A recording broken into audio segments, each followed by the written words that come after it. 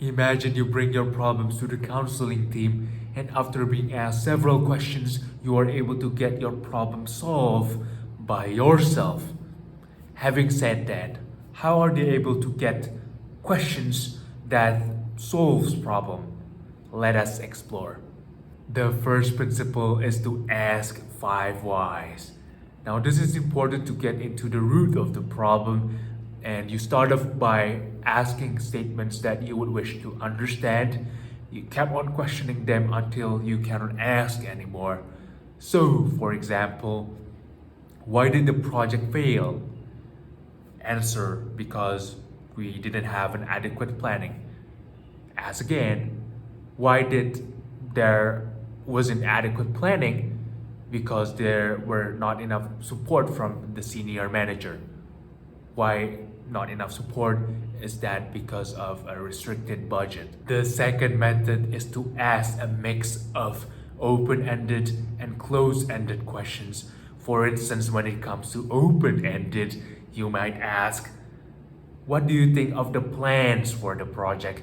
Now realize that I use plural in plans because it would inquire more response.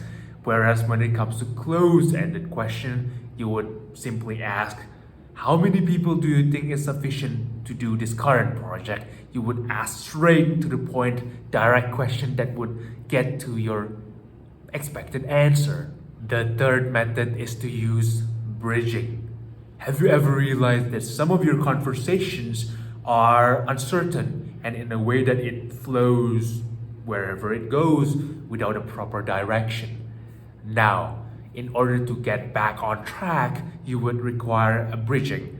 For instance, if we are talking about YouTube, then you would say, oh, speaking of YouTube, I started my own 1 month ago.